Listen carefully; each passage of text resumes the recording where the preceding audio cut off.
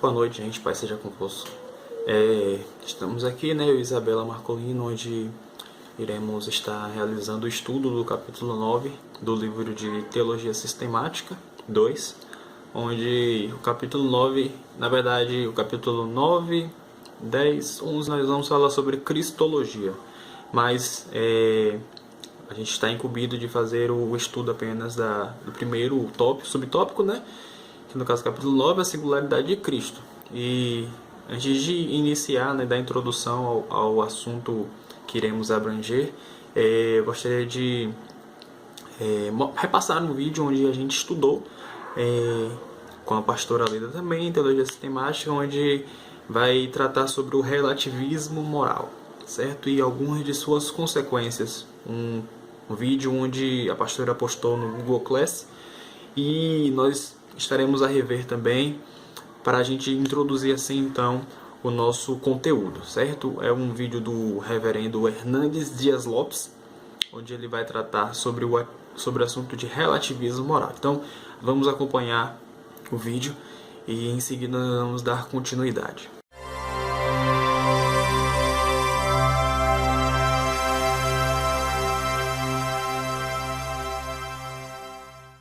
O mundo de hoje é regido pelo relativismo moral. Chegamos na época da pós-modernidade. E a pós-modernidade, iniciada, segundo os estudiosos, em 1989, com a queda do Muro de Berlim, está estribada no tripé pluralização, privatização e secularização. A ideia é a seguinte: o mundo é plural, há muitas ideias, há muitas ideologias, há muitas religiões, há muitos conceitos. Não existe um conceito e um valor e uma verdade absoluta. A verdade é plural. Desde Immanuel Kant, com o seu livro A Crítica da Razão Pura, é que o homem já deixou de pensar de forma absoluta. O relativismo moral é subproduto deste pensamento, desta cosmovisão. Desta maneira, nessa sociedade onde reina o relativismo, onde o relativismo é absoluto, a ideia é a seguinte: não existe o certo e o errado. O que é certo para você pode ser errado para mim. Portanto, também não tem verdade absoluta. O que é verdade para você pode não ser para mim. O mundo é plural, cada um tem a sua própria verdade. O segundo aspecto, ou o segundo tripé da pós-modernidade, é a privatização. A ideia é a seguinte: eu tenho a minha própria verdade. A verdade não é objetiva, a verdade é subjetiva. É muito mais uma questão sentimental do que uma questão conceitual. Então, eu tenho a minha verdade, você tem a sua. Eu tenho a minha religião, você tem a sua. Eu tenho o meu time de futebol, você tem o seu. Cada um faz as suas escolhas e cada um tem as suas preferências, e não tem ninguém melhor do que outro, não tem ninguém mais certo do que outro, porque o mundo, além de ser plural, também é privativo. O terceiro ponto da pós-modernidade é a secularização. A ideia é a seguinte: Deus, se existe, deve ser reduzido a um templo religioso.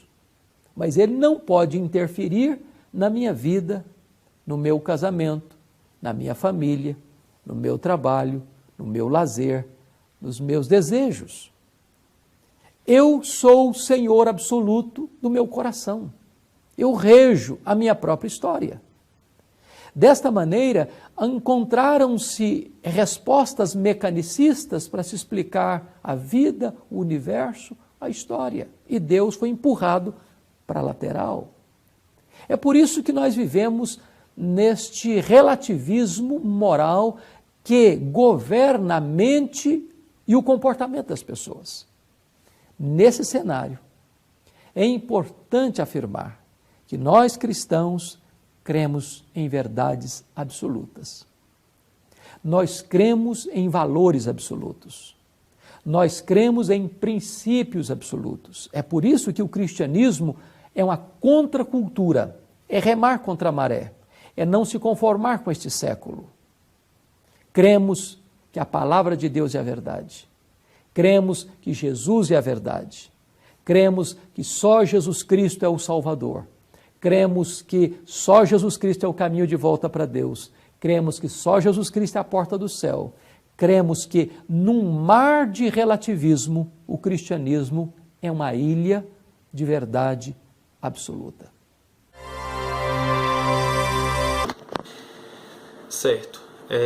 Como a gente pôde assistir, né, ele trata sobre o relativismo moral, onde o mundo onde a gente vive existe muitas concepções daquilo que as pessoas acreditam ser reais, certo? Então, torna-se cada vez mais difícil o mundo acreditar em verdades absolutas, onde para a gente entender a singularidade de Cristo, nós vamos precisar, na verdade, nós precisamos por ordem cristã, certo? Nós como cristãos, nós acreditamos em verdades absolutas, porque Cristo, ele é o único caminho que vai nos levar a Deus, e através da palavra dele, que é verdadeira, é fiel, através dela, que é aquilo que está escrito nela, aquilo que está realmente definida dela, é algo que a gente precisa crer, certo? Então, a gente vai entender que o cristianismo puro, ele não é algo bonitinho, que a gente crê, certo? Aquela fé que a gente tem naquilo é simplesmente simples e pronto. Não. O cristianismo, o verdadeiro cristianismo, ele é um estilo de vida, ele é algo que precisa ser seguido e vivido por nós todos os dias. Então a gente vai perceber que quando a gente vai introduzir ao assunto da singularidade de Cristo, nós vamos entender que existe um coeficiente fixo em tudo que a gente for fazer, pensar, analisar, estudar, certo? Que é o próprio Jesus. Então a cristologia, cujo subtópico nós vamos estar aqui estudando, que é a singularidade de Cristo, vai tratar Jesus como uma pedra angular, certo? Jesus, ele é a nossa base para tudo aquilo que a gente vai estudar, tudo aquilo que a gente vai dar embasamento teológico, antes precisa ser firmado em nós a concepção de que ele é único, de que ele é verdadeiro, de que tudo que ele fez é fiel, certo? Tudo aquilo que Jesus realizou neste mundo e ele deixou para nós também através da sua palavra é verdadeiro. Então, é único, é algo especial, é algo que a gente vai verdadeiramente levar para a nossa vida, assim como diz lá em Hebreus 13:8, que eu lembro da nossa igreja, vai dizer que Jesus Cristo, ele é o mesmo ontem, hoje e será eternamente. Então, a gente precisa crer fielmente naquilo que Jesus diz, certo? Então, é dever meu, é dever seu como cristão, crer em verdades absolutas. Então, como o reverendo Dias Lopes, ele explicou, né, em sua concepção, ele vai dizer que o relativismo moral, certo? Ele abrange de consequências em diversos aspectos de nossa vida, principalmente no religioso, certo? Então a gente vai ver que existe hoje muitas religiões, existe muitas doutrinas, muitos conceitos, e a gente precisa crer que a palavra é real, de que aquilo que está escrito é real. A gente precisa ter uma concepção única de quem é Cristo, certo? A gente precisa ter uma concepção única daquilo que Jesus é, certo? Então, a gente vai ver que dentro da singularidade, Jesus Cristo é o único caminho que nos leva até Deus. Então, a gente vai dar continuidade ao nosso assunto, certo? Onde eu já falei, nós vamos tratar apenas o primeiro subtópico, que é a singularidade de Cristo. A dificuldade que a gente tem hoje no mundo de expressar verdadeiramente o Jesus único. Diante de tanta pluralidade, diante de tantas concepções, nós temos o dever, nós como teólogos, nós temos o dever de entender Jesus como único e verdadeiro, certo? E assim passar para o próximo, para o mundo, aquilo que Jesus verdadeiramente é.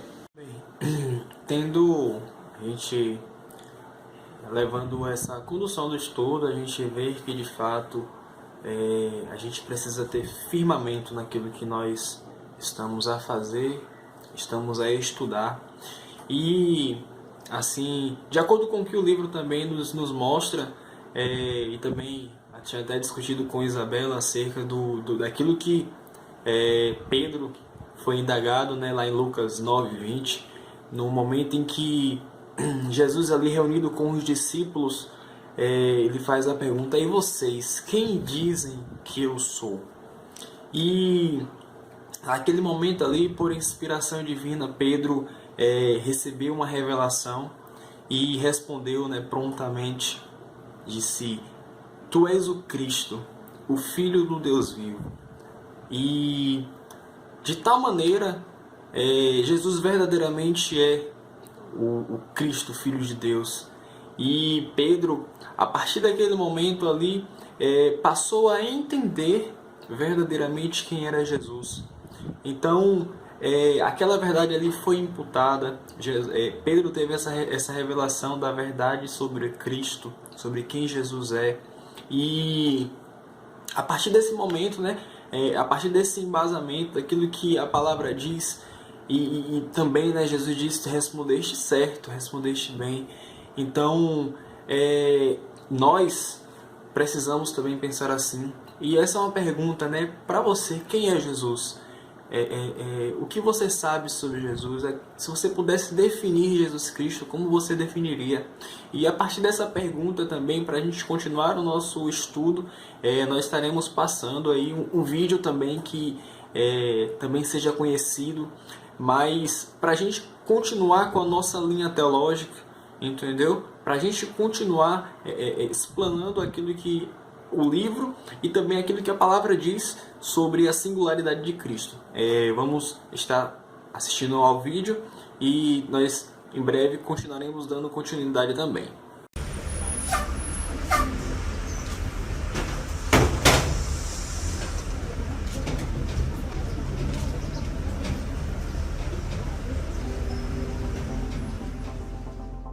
Razão no meu viver, assim. Um profeta aí. Não sei se vale a pena acreditar. Como eu vejo Buda. Jesus é tudo pra mim, né? É a única maneira que você tem, tipo, se você tem um problema, você sempre chama: ai meu Deus, me ajuda, o meu Jesus, sei lá como é que fala. E foi uma pessoa muito boa que passou pelo mundo. Não sei nem se eu acredito que ele existiu um dia. E que me faz levantar todos os dias, e eu tenho muita fé. Ele foi e continua sendo uma pessoa muito forte, assim, que é uma força maior, assim, sobre nós, que a gente tem que ter fé em alguma coisa, então serve pra isso. É o que não pode faltar na vida do ser humano hoje. Eu vejo Jesus como meu irmão. Você não precisa acreditar que ele existiu propriamente, mas seguir os exemplos que estão na Bíblia, cara, pra mim é essencial. Aquele que fez o que ninguém fez. Morreu por mim e por você. Uma pessoa normal, como qualquer outra. Não tenho ideia. Como uma pessoa que não é nada do que realmente falam que ele é. Um cara que a gente tem que crer nele pra gente poder fazer as coisas certas, e ele é muito importante pra gente fazer tudo certinho, assim o mundo sendo melhor pra todo mundo. A base de tudo, né? Deixou de ser utilizado para essa mensagem de amor e passou a ser utilizado como um meio de arrecadar dinheiro das pessoas. É um cara legal, só que é uma pessoa que todo mundo diz, mas ninguém segue o exemplo dele. Todo mundo fala: todo mundo tem que ser Jesus, mas ninguém ama o próximo, ninguém nem respeita os 10 mandamentos. Então o que adianta ele ser um cara legal se todo mundo fala dele e ninguém faz o que ele faz? Ele foi um cara... Tudo que eu faço envolve ele. Tudo que eu penso é primeiro ele. Tudo pra mim na vida é primeiramente ele. Crer pra continuar vivendo, né? Jesus eu vejo como um cara muito firmeza. É um cara que tá de braços abertos pra você se você precisar. Jesus é a fonte de tudo. Jesus é a alegria. O único salvador, né, cara? Pra mim, Jesus não existe, nunca existiu. Pra mim, meu Deus, sou eu mesma, eu acredito em mim. As coisas que acontecem na minha vida, eu acredito em mim mesma. Não existe Deus nem pra nada, nem pra ninguém. Tem gente sofrendo aqui na rua, vem te pedir por Deus. Deus não vai ajudar em nada. Bom, Jesus pra mim é um modelo universal. Um filósofo muito bacana. Uma válvula de escape para muitos. Uma válvula de escape é uma boa. Bem, fugindo um pouquinho, eu fumo bastante maconha. E, cara, eu gosto muito, que é uma parada que me faz fugir, sabe? Me relaxa, é uma válvula de escape. Então, assim como eu tenho essa droga, que é uma droga mesmo, muitos têm Jesus, que é uma coisa muito mais simples, muito mais gostosa de ter. Então, eu admiro essas pessoas. Acho que Jesus, assim, no quesito mais sentimental, é uma coisa muito boa. Eu não tenho muita fé, mas acho uma coisa muito boa. Gosto bastante.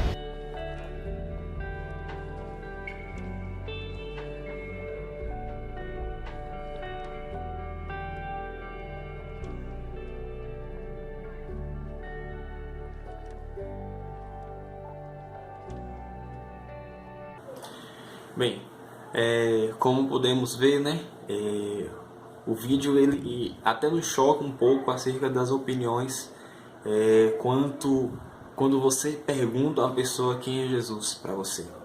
E a gente vê que existem diversas respostas, diversas formas no qual as pessoas definem Jesus Cristo. Jesus Cristo é um cara incrível, é um cara maravilhoso, ele é aquele que veio à Terra e fez tudo diferente, aquele que revolucionou, aquele que traz a paz, aquele que é o nosso sustento, o maravilhoso. Então, nós vamos ver que existe uma certa pluralização daquilo que as pessoas pensam acerca de Jesus, certo? E isso talvez seja bom, certo? Talvez, mas a partir do momento em que essa pluralidade ela começa a distorcer quem verdadeiramente Jesus é, isso passa a ser um empecilho, um desafio, passa a ser um problema, um grande problema, para que possamos verdadeiramente direcionar o verdadeiro sentido de Cristo, a verdadeira obra de Cristo, aquilo que Jesus verdadeiramente é. Se a gente for parar para analisar, muitas pessoas vão entender Jesus Cristo como um homem que veio à Terra e que viveu assim como eu e você, e que morreu e que morto está, e que independente de que não tenham encontrado a arcada óssea dele, mas ele está morto. Pessoas pensam assim. Veja, por um lado, eles dizem que Jesus foi uma pessoa maravilhosa, de que fez grandes coisas, de que fez grandes milagres. Eles acreditam, beleza. Mas, por outro lado, eles passam também a dizer que ele foi como nós e que somente foi isso. E essa não é a verdade. A verdade é que Jesus Cristo ele veio para remir pecados. Jesus veio, ele continuou e cumpriu aquilo que a palavra de Deus diz. Então, a gente precisa verdadeiramente entender a essência de quem é Jesus. A gente precisa entender aquilo que Jesus fez. E a gente precisa também aprender aquilo que as pessoas pensam acerca disso. A gente precisa entender como as pessoas enxergam Jesus Cristo, certo? Por mais diferente que seja, a gente precisa também ter esse conhecimento para que a gente possa verdadeiramente ter o labor de saber chegar em todas as pessoas, de saber entender como uma pessoa pensa, para que a gente possa usar a melhor metodologia para ensinar verdadeiramente a singularidade de Cristo. Então, vamos dar continuidade também ao assunto, onde estarei passando a palavra para Isabela, onde vai estar dando prosseguimento. Boa tarde. Como vimos no bloco anterior, David falando acerca da grande questão, né, de quem é Jesus, né, vimos o vídeo. Existe também um grande desafio, né, secular acerca da singularidade de Cristo, porque existe vários segmentos dentro do materialismo, e é algo que a gente tem estudado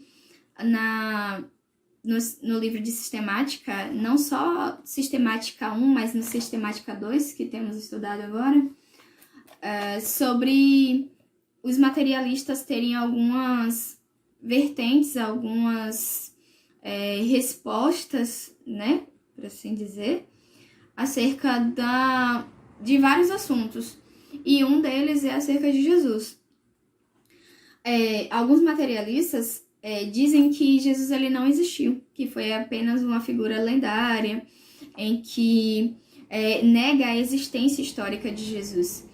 E temos várias evidências bíblicas e fora da Bíblia acerca do Jesus histórico. Nesse livro de Rice Brooks, Deus Não Está Morto 2, né? Temos aqui Brooks, não sei se é assim que pronuncia o sobrenome dele, vocês me perdoem. Ele fala acerca do Jesus, no capítulo 1, logo no capítulo 1, Homem, Mito ou Messias, ele traz várias evidências e fala algo muito interessante que eu quero ler aqui, né, pra gente entender. Ele diz assim, ó: os critérios específicos usados por muitos estudiosos modernos para verificar a autenticidade de Jesus têm sido tão rigorosos que, se fossem aplicados à história antiga, a maior parte do que é aceito atualmente se dissolveria no esquecimento.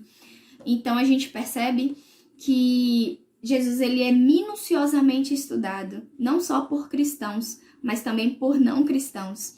E a minúcia que é utilizada para ver e perceber esse Jesus histórico, se fossem aplicadas a outros personagens da história, esses personagens se perderiam no esquecimento, porque não existe tantas evidências assim. Uma outra coisa que o Rice traz é que existe muito mais evidências históricas acerca de Jesus do que acerca do próprio Sócrates. E nós sabemos que Sócrates é conhecido como o pai da filosofia, né? E não existe tantas evidências assim acerca dele ter existido realmente. E ainda assim funda uma matéria, né, que é de peso em muitas áreas e se perderia se fosse usado o critério né, tão minucioso acerca da sua existência. Ia perceber que não existe, talvez Sócrates não tenha existido, né? E a gente não percebe esse cuidado em relação a esses estudos acerca desses outros personagens, né? Então Jesus, existe esse desafio, né, nesse sentido secular, sobre a singularidade de Cristo. Uma outra coisa que traz ainda nesse bloco que temos estudado sobre a singularidade de Cristo é que muitos materialistas não acreditam nele, né? E a gente viu aqui que existe, né, um estudo minucioso de outras fontes acerca de Jesus. E existe outros que acreditam no Jesus histórico, mas não acreditam no Jesus sobrenatural, não acreditam que ele tenha sido sobrenatural. E sim apenas como ele fala aqui, ó, para alguns segmentos materialistas, eles acreditam apenas que ele tenha sido um grande revolucionário, um pacifista, parecido com Mahatma Gandhi. E aqui eu trago, né, mais uma discussão acerca disso. Muito do que é estudado, né, de grandes líderes mundiais da história, líderes, né, revolucionários, líderes pacifistas, se for estudar, né, acerca da sua base, acerca né, dos grandes benefícios que eles trazem para a humanidade, a gente percebe que esses líderes bebem de Jesus, né? Nesse livro, eu tenho uma outra referência para fazer. Nesse livro de Philip Yancey, Alma Sobrevivente, no capítulo 7, nós temos uma pequena biografia acerca de Mahatma Gandhi. E a gente percebe que ele bebe bastante do Sermão da Montanha, do livro de Mateus, do capítulo 5 ao capítulo 7. Ele bebe muito do que Jesus fala ali no Sermão da Montanha. Então, assim, mesmo líderes, né, mundialmente conhecidos e famosos e que trouxe benefícios para a humanidade, a gente percebe que esses líderes bebem de Jesus, né? Mas assim, mesmo que exista essa singularidade, né, e Jesus ele não seja por vezes visto como o caminho, é necessário haver um maior estudo acerca disso, um maior interesse em relação à leitura, em relação à compreensão mesmo de outros materiais. Uma coisa que o Rice ele nos ensina é que a gente precisa realmente ler, a gente precisa sentar, a gente precisa ver, porque precisamos dar resposta, né, acerca de quem é Jesus. Ele usa muita referência de 1 Pedro 3, 15 e 16, que diz assim, eu vou ler aqui na palavra, aqui, a Bíblia. Vamos ler aqui, que diz assim, cadê? Aqui. Estejam sempre preparados para responder a qualquer pessoa que lhe pedir razão da esperança que há em vocês. Contudo, façam isso com mansidão e respeito. Então, precisamos, né, verdadeiramente nos empenhar em estudar, né, estudar bastante Sistemática 2, estudar bastante, né, outros assuntos, para que seja, né, respondido acerca dessa esperança que existe em nós. Continuidade ao assunto, nós vamos ver também que existem diversas, como diz no módulo, desafios das outras religiões. Tal desafio se dá também pelo fato da grande mobilidade de pessoas de um país para o outro, e aqui no Brasil principalmente, que a extensão territorial do Brasil é muito grande, então é possível a gente ver uma diferença cultural de um estado para o outro, certo? Do norte para o sul é diferente, e principalmente também pela fácil disseminação de informação que a gente tem hoje através da globalização, que no caso as multi-informações que a gente encontra na internet faz com que a cultura seja incutida em um outro lugar de forma muito mais rápida. A gente for acessar hoje o Wikipedia, precisar sobre o cristianismo, a gente vai achar. Se a gente precisar sobre o islamismo, a gente vai achar. Sobre o judaísmo, a gente vai achar. Mas esse grande peso de informações faz com que existe uma fácil disseminação das culturas existentes no mundo. No Brasil, por exemplo, a gente tem outras religiões também que são consideradas monoteístas, assim como o cristianismo, que é o caso do judaísmo e do islã. Aqui no livro a gente tem uma informação de que 90 mil judeus habitam no Brasil e cerca de 27 mil muçulmanos também, mas esses dados estão desatualizados porque foram de 2014. Vou estar passando agora vai passar aqui na telinha o valor real hoje, 2020 ou 2019, vou procurar aqui, vou estar colocando também no estudo para a gente estar verificando isso, mas existe também essa particularidade deles acreditarem em um só Deus. Porém, eles não creem na singularidade, nem tampouco na divindade de Cristo, como eu falei no início. Essas pessoas, elas creem que Deus, sim, Jesus existiu, certo? Porém, eles não acreditam na divindade nem na singularidade de Cristo, o que difere do cristianismo.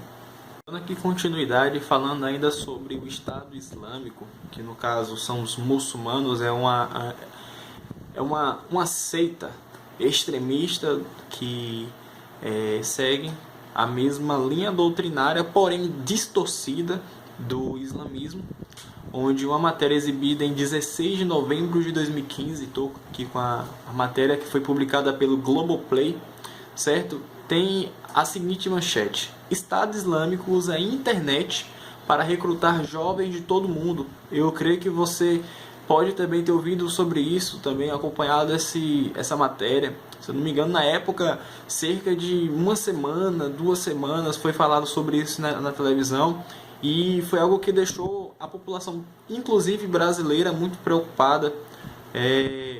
Nos Estados Unidos, alguns jovens foram interceptados pelo FBI na época também, porque estava tendo conversa entre esses recrutadores do Estado Islâmico, certo? Então, assim, só para a gente verificar e comprovar mais uma vez que a pessoa está lá na China, está com acesso à internet e quer saber, ou então muitas vezes é atraída para conhecer essa seita, essa religião, então ela vai ter acesso onde ela estiver através da internet, através dessa fonte de informação, o que traz também mais complexidade para a gente tratar acerca daquilo que verdadeiramente é real.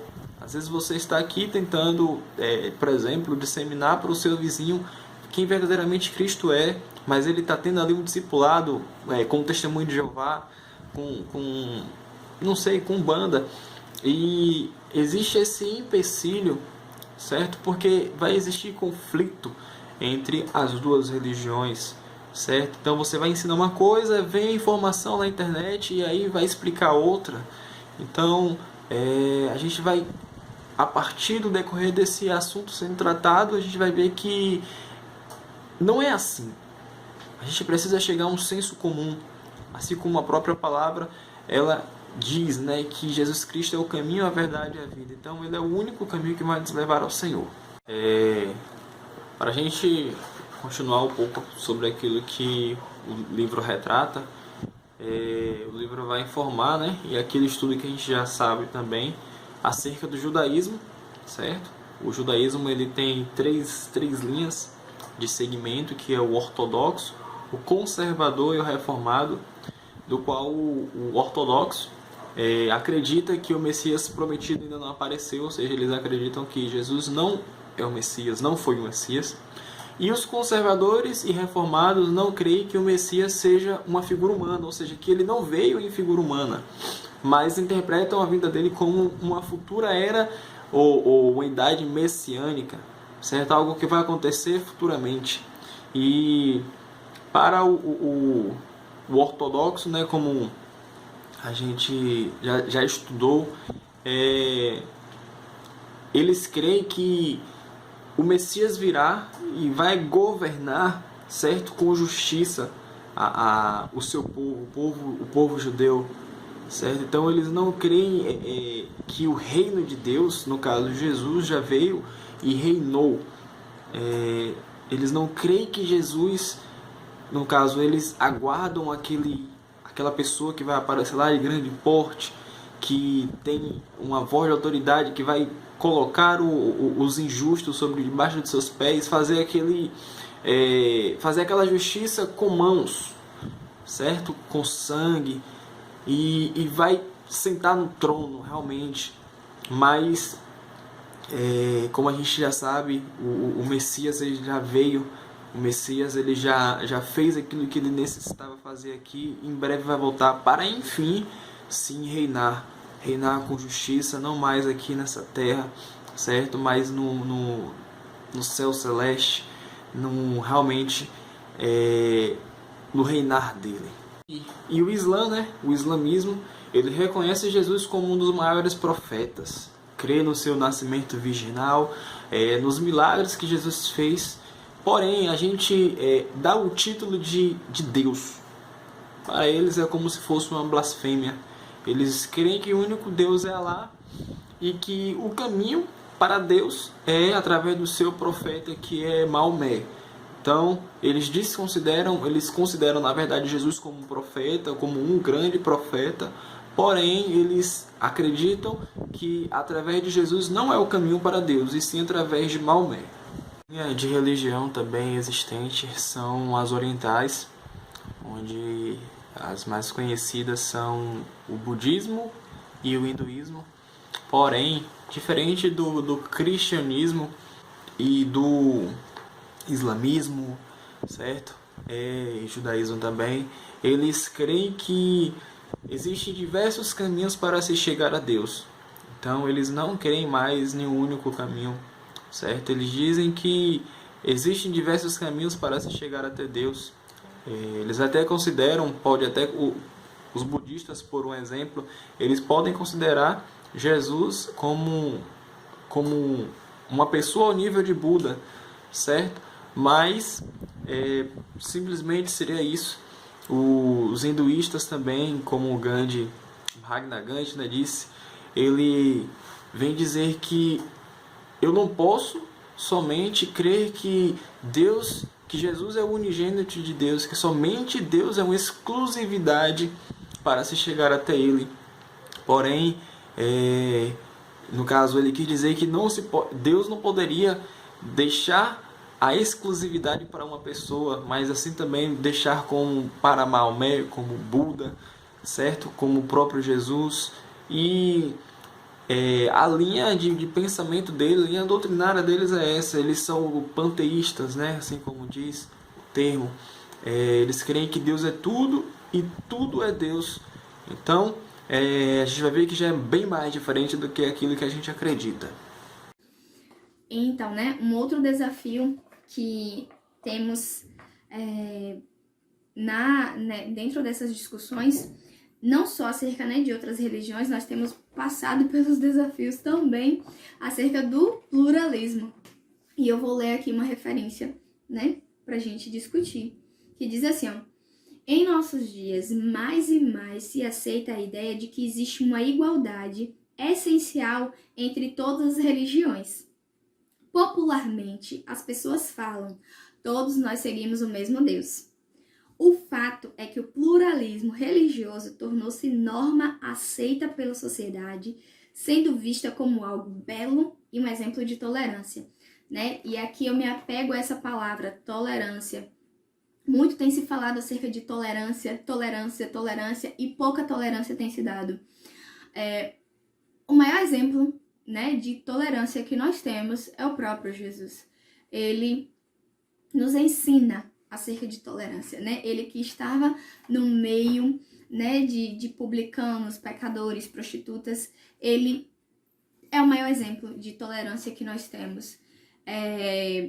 E a questão da tolerância, algo que eu acho que muda hoje nos nossos dias, tem se falado acerca de tolerância, mas o que se quer uma libertinagem no lugar disso é que Jesus ele era tão tolerante, né, que aceitava todas as pessoas à sua volta, mas ele nunca deixou de ser, né, quem ele era, ele nunca mudou seus padrões, nunca mudou os seus conceitos para, né, abarcar as pessoas. Ele sempre foi verdadeiro consigo mesmo e com as pessoas, e nem por isso as pessoas deixavam de procurá-lo, porque ele era sim tolerante, mas ele sabia como se portar diante das pessoas, como fazer com que essas pessoas percebessem, né, a sua volta, como fazer com que as pessoas entendessem, né, a sua falta de tolerância.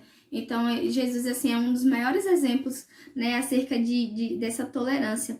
E o pluralismo, ele traz muitos malefícios, e a gente vai ver, né, mais a seguir. Referente ao tópico, né, no qual o livro vai trazer, né, sobre conceituar pluralismo. E de forma geral, né, diante da variedade de caminhos para Deus oferecido, mediante todas as outras religiões e todas as religiões existentes, há 3 formas do cristianismo ou qualquer outra religião encarar a sua relação com outras religiões, que é, no caso, o exclusivismo, o inclusivismo e o pluralismo. Está passando aí na tela um quadro bem intuitivo para a gente melhor absorver aquilo que cada um desses quer dizer.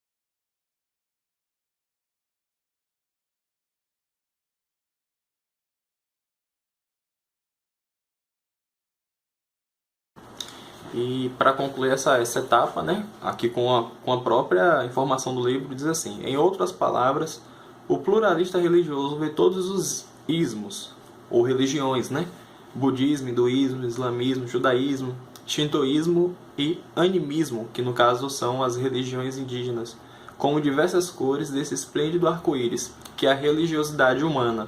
Desse modo, nenhum credo pode se considerar melhor que os outros. tampouco deve se apresentar como o único caminho para Deus. Então é aquilo que a gente já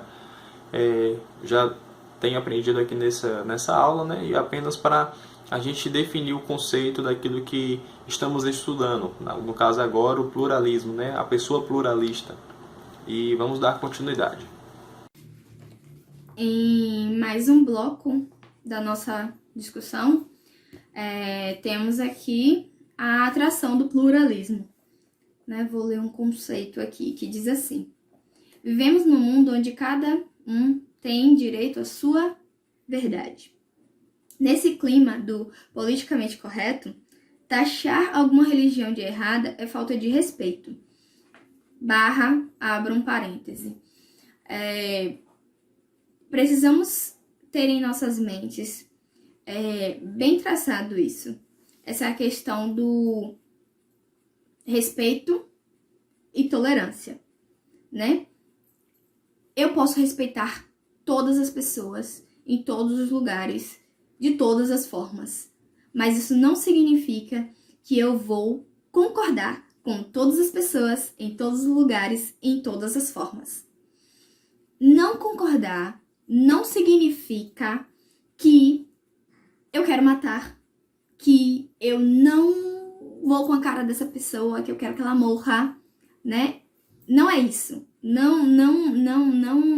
Precisamos entender que discordar, né, não é sinônimo de morte, não é sinônimo de eu quero acabar com o mundo.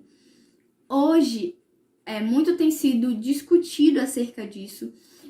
Parece que o não concordar com o outro, ou com a religião do outro, ou com os conceitos e padrões de vida do outro, faz parecer, a sociedade hoje faz parecer que se você não concorda, você tem que ser, né, jogado de canto, né? Aonde temos aqui essa questão, né, do politicamente correto. E não é bem assim, né? Eu posso respeitar a todos, mas não concordar com todos, né? E um outro exemplo, um bom exemplo que nós temos disso é o próprio Jesus. Jesus, ele trouxe todos para perto, né? Ele trouxe prostitutas, publicanos, né? Cobradores de impostos, pescadores, grandes homens, pequenos homens, trouxe para perto de si. E ele tinha um bom relacionamento com todas essas pessoas, mas ele não mudou a sua essência, ele não mudou aquilo que ele era, quem ele era, ele não muda.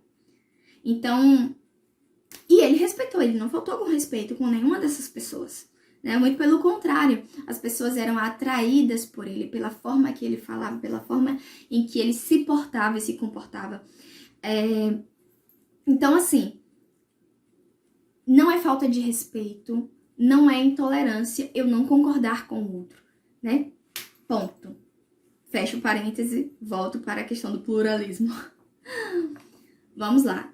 Neste ambiente relativista, e a gente tem estudado muito isso, né? Nesse segundo módulo de sistemática, a gente tem estudado muito acerca do relativismo, né? E o quanto ele é ruim, né? Essa questão relativista. Pluralismo é uma alternativa interessante, né? E muitos se sentem atraídos por essa tese devido aos seus pontos que lhe parecem positivos. Por exemplo, vamos trazer aqui, né, os 3 pontos positivos dessa questão pluralista, que diz assim, ó: a adesão ao pluralismo religioso contribui para evitar conflitos e guerras religiosas. Né? Paulo que o diga, na verdade, não. Ele, né, combateu o bom combate, né? Ia pro confronto.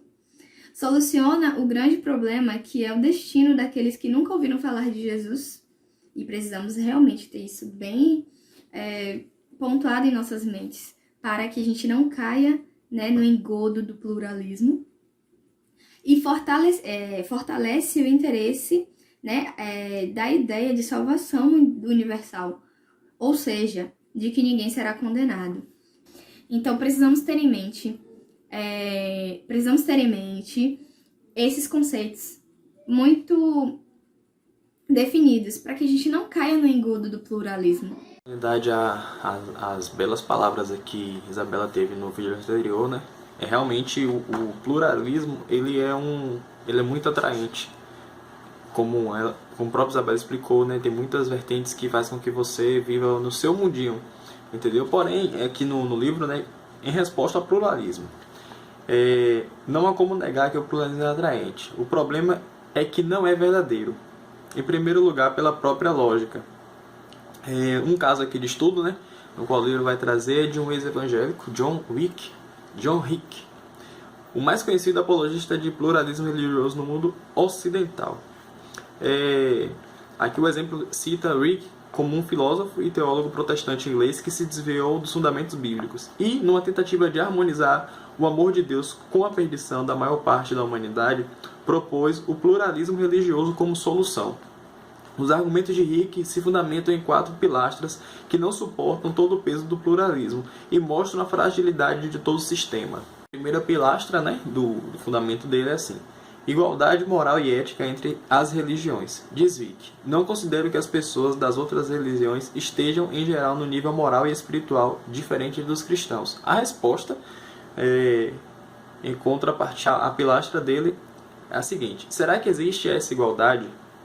Pinocchio comenta que, quando vivido como espiritualidade nacional, a moralidade cristã produziu compaixão social dinâmica. As religiões ocidentais, orientais no caso, produziram sociedade estagnada e o islamismo produziu a intolerância, sociedade intolerante.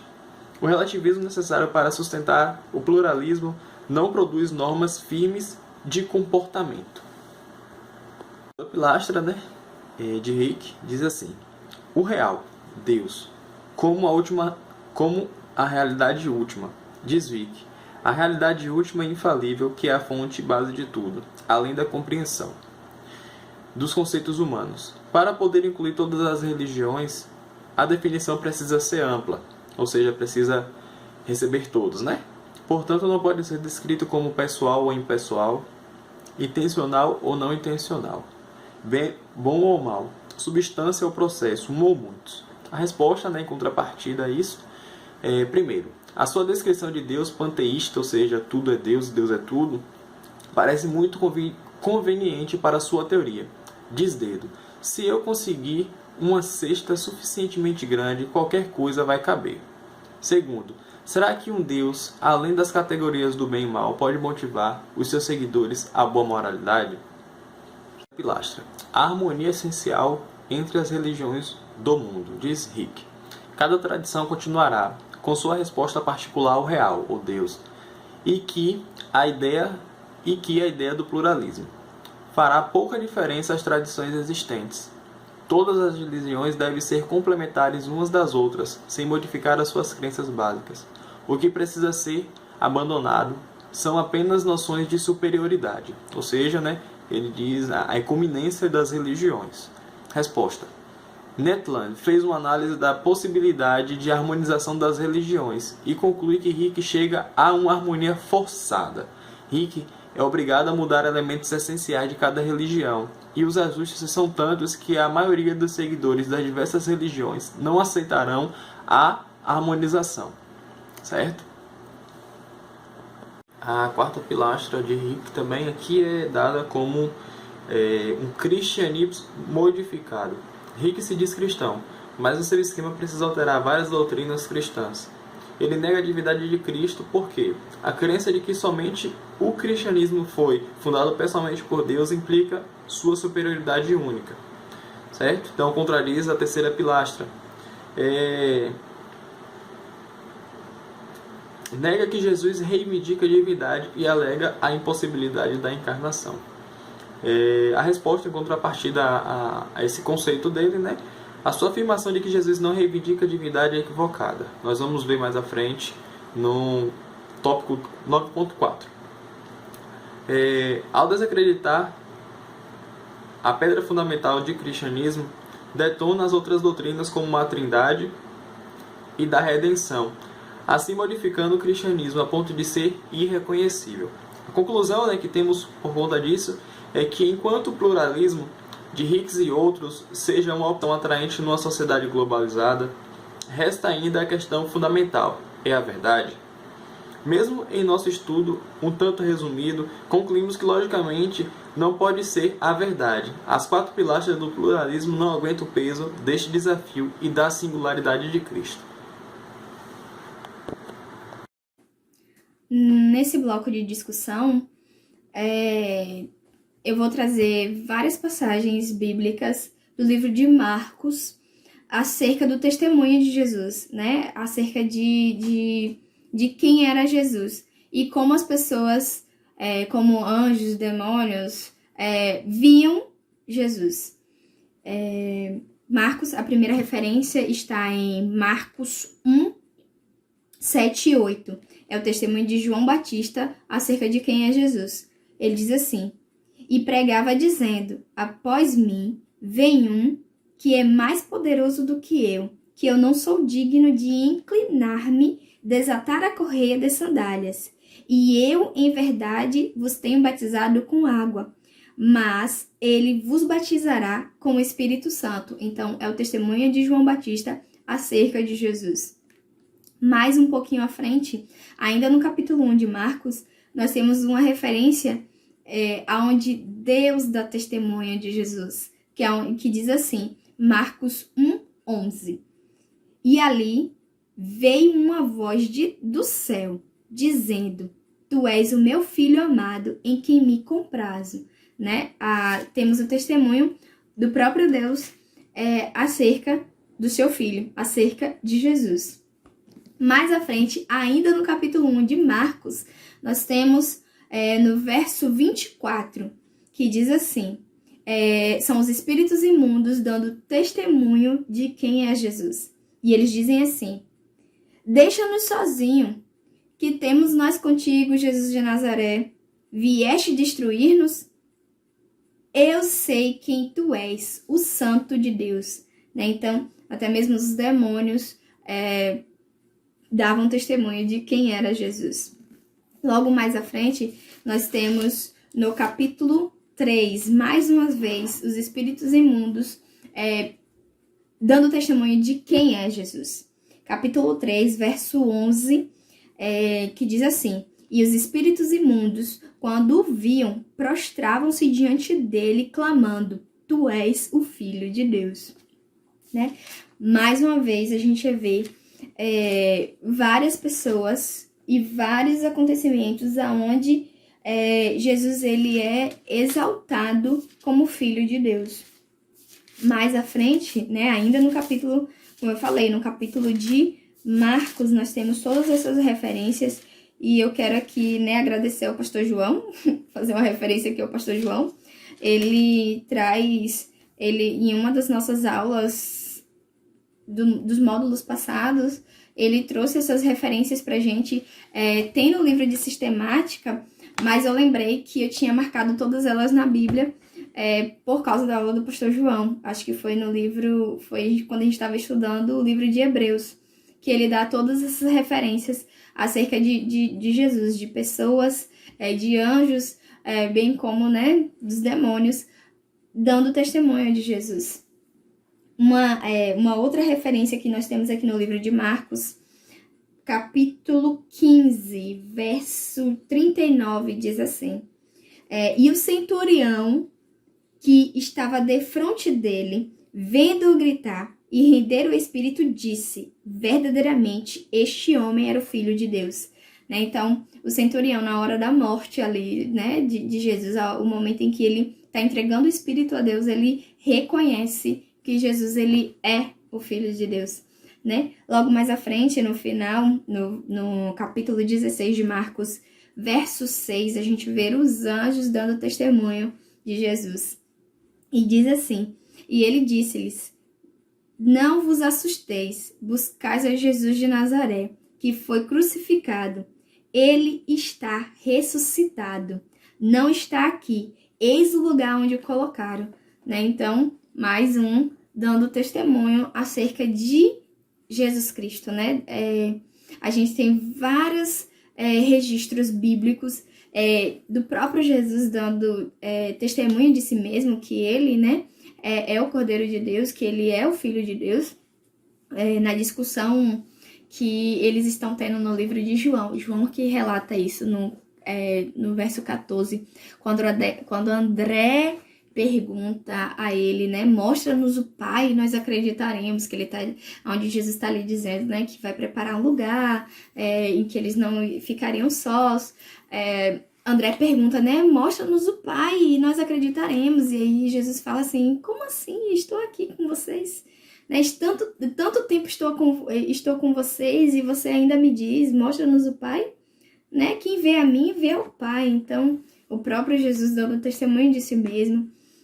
Então é maravilhoso. Nós temos vários registros bíblicos, né, acerca de Jesus, de quem ele é, de quem da sua, né, messianidade, do Jesus filho de Deus, do Jesus que veio nos salvar. Vamos nos direcionando quase aí para a nossa conclusão, né, do nosso estudo. E o livro, o módulo, ele aborda um tópico muito interessante, que é esse que eu vou falar agora, vou ser bem sucinto, no qual diz assim: o que não estamos dizendo quando falamos que Jesus é o único caminho. Ou seja, aquilo que muitas vezes o próprio cristão é criticado. Bem, nós não estamos dizendo que somos perfeitos, certo? Não estamos dizendo que algumas igrejas, alguns templos, alguns pastores, claro, não são todos, é uma minoria, mas que infelizmente é a minoria que distorce aquilo que realmente é verdade. Não estamos dizendo que somos perfeitos, bem pelo contrário, estamos caminho da perfeição, e a perfeição é apenas quando encontrarmos a Cristo. E, como dizer também, né, não podemos afirmar quem verdadeiramente é um cristão. Eu não posso dizer que você é um cristão, eu sei que eu tenho tentado seguir com firmeza, acreditando, certo? E no demais também, indo para o último tópico aqui no qual eu irei abordar, o que estamos dizendo quando falamos que Jesus é o único caminho. Aqui no livro diz algo muito interessante também, vai dizer assim, concordamos com a liberdade, não podemos converter ninguém com espada. A própria palavra diz que não é nem por força, nem por sangue, nem por violência, mas realmente é com o agir de Deus. E sim, concordamos com a pluralidade. Nossa igreja, né, tem índio, pastor, certo? O cacique Babal, o qual é líder religioso em uma aldeia.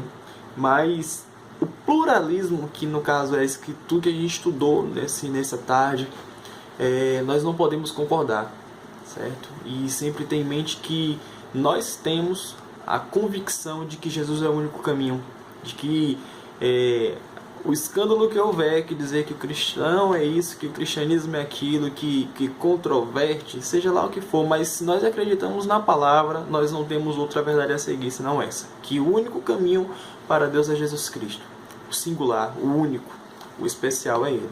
Então, só para concluir, a conclusão que temos aqui, né, juntamente embasado com o módulo, começamos o nosso estudo de Cristologia com um aspecto tanto controvertido em nossos dias, a singularidade de Cristo. Olhamos as variadas opiniões dos secularistas a respeito de Jesus e depois das ideias errôneas de algumas religiões também.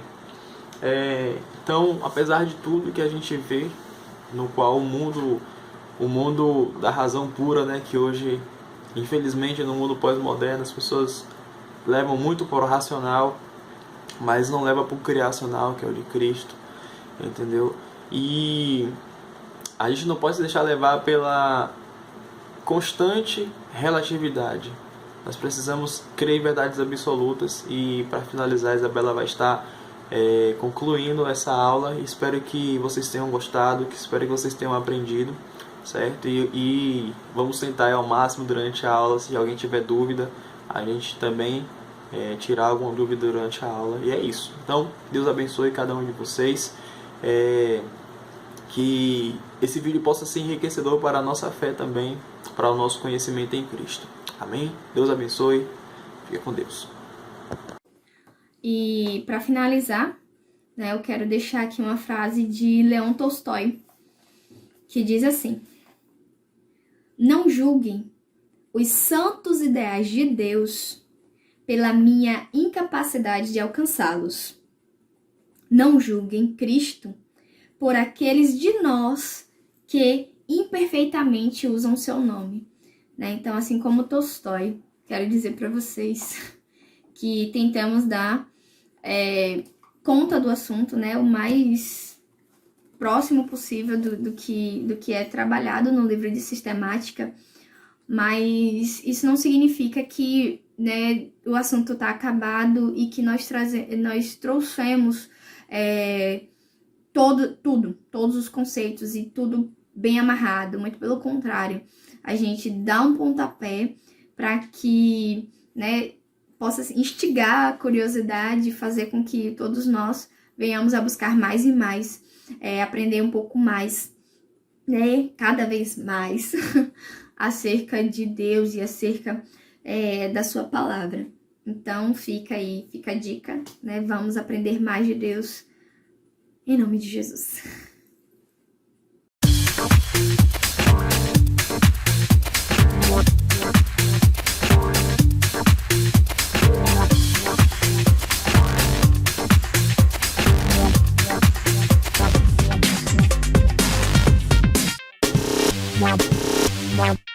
Wow.